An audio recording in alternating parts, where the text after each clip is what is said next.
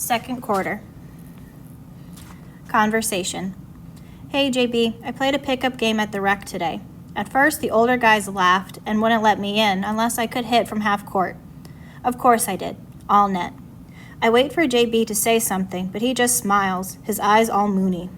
I showed them guys how the Bells ball. I scored 14 points. They told me I should try out for junior varsity next year because I got hoops. JB, are you listening? JB nods, his fingers tapping away on the computer, chatting, probably with Miss Sweet Tea. I told the big guys about you, too. They said we could come back and run with them any time. What do you think about that? Hello? Earth to JB? Even though I know he hears me, the only thing JB is listening to is the sound of his heart bouncing on the court. Of love. Conversation. Dad, this girl is making Jordan act weird. He's here, but he's not. He's always smiling, his eyes get all spacey whenever she's around, and sometimes when she's not. He wears your cologne. He's always texting her. Even wore loafers to school. Dad, you gotta do something. Dad does something. He laughs. Filthy, talking to your brother right now would be like pushing water uphill with a rake, son. This isn't funny, Dad. Say something to him, please. Filthy, if some girl done locked up JB, he's going to jail. Now let's go get some donuts. Basketball rule number 5. When you stop playing your game, you've already lost.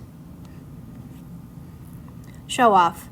Up by 16 with 6 seconds showing, JB smiles, then struts, sidesteps, stutters, spins, and sinks a sick, slick, sliding, sweet 7-foot shot. What a show off. Out of control. Are you kidding me? Come on, ref, open your eyes. Ray Charles could have seen that kid walked. Call the travel violation. You guys are terrible. Mom wasn't at the game tonight, which meant that all night Dad was free to yell at the officials, which he did. Mom calls me into the kitchen after we get home from beating St. Francis. Normally she wants me to sample the macaroni and cheese to make sure it's cheesy enough, or the oven-baked fried chicken to make sure it's not greasy and stuff. But today on the table is some gross-looking orange creamy dip with brown specks in it. A tray of pita bread triangles is beside it. Maybe Mom is having one of her book club meetings. Sit down, she says. I sit as far away from the dip as possible. Maybe the chicken is in the oven. Where's your brother, she asks. Probably on the phone with that girl. She hands me a pita. No thanks, I say, then stand up to leave. But she gives me a look that tells me she's not finished with me. Maybe the mac is in the oven.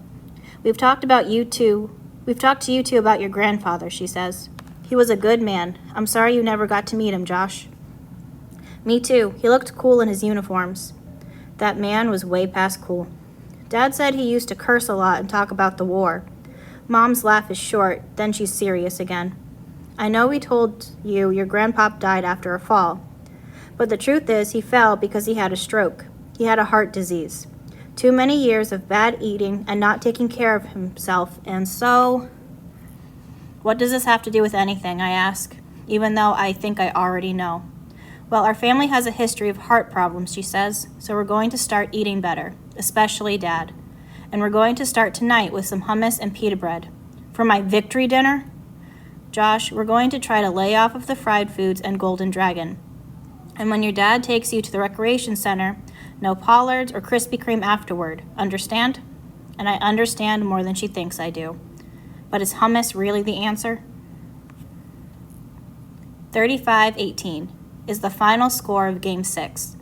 A local reporter asks JB and I how we got so good. Dad screams from behind us. They learned from demand. The crowd of parents and students behind us laughs.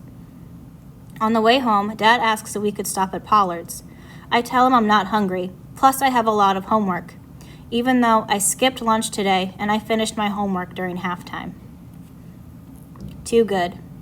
Lately, I've been feeling like everything in my life is going right. I beat JB in Madden, our team is undefeated, I scored an A+ on the vocabulary test, plus Mom's away at a conference, which means so is the assistant principal. I'm a little worried, though, because as Coach likes to say, when you get used to things going well, you're never prepared for something going wrong. I'm on the free throw line, number 27.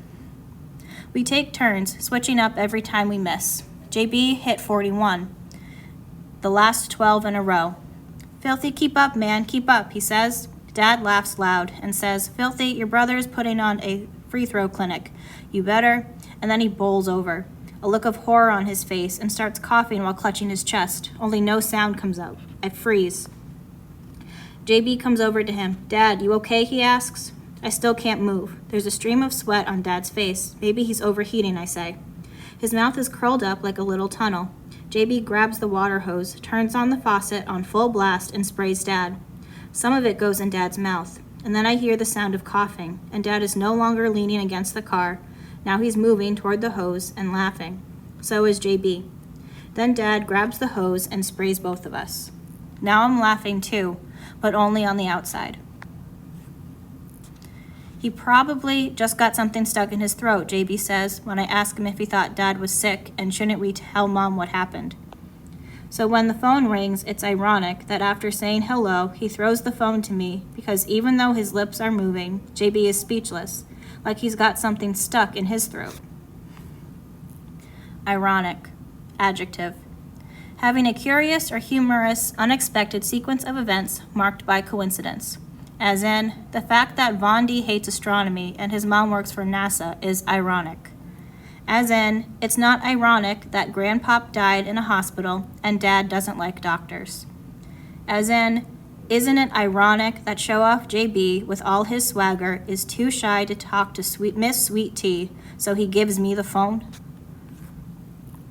This is Alexis. May I please speak to Jordan?